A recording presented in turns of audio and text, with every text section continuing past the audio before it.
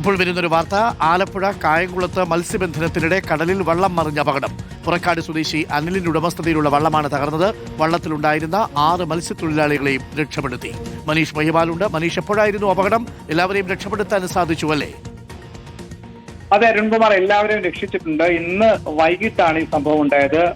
ഈ മത്സ്യബന്ധന വള്ളം പുറക്കാട് സ്വദേശിയായിട്ടുള്ള പുതുവൽ വീട്ടിലെ അനിലിന്റെ ഉടമസ്ഥതയിലുള്ള വള്ളമാണ്. മഹാലക്ഷ്മി എന്ന് പറയുന്ന ക്യാരിയർ വള്ളമാണ്. അതായത് വള്ളത്തിനകത്ത് 5, 6, 7 പേര് കയറുന്ന വള്ളമാണ്.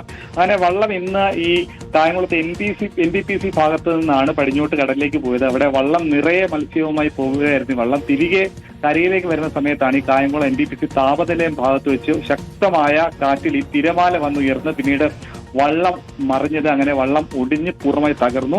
അനിൽ ഉൾപ്പെടെ 6 മത്സ്യത്തൊഴിലാളികളാണ് ഈ വെള്ളത്തിൽ ഉണ്ടായിരുന്നത്. തീരദേശ പോലീസ് ഉടൻ തന്നെ ഇവരുടെ ഈ സിഗ്നൽ കണ്ട് ഇവരുടെ കയ്യിൽ നിന്നുള്ള സിഗ്നൽ ലഭിച്ച ശേഷം തീരദേശ പോലീസ് അവിടേക്ക് എത്തി തൊഴിലാളികളെ എല്ലാവരും 6 പേരെയും രക്ഷിച്ചു.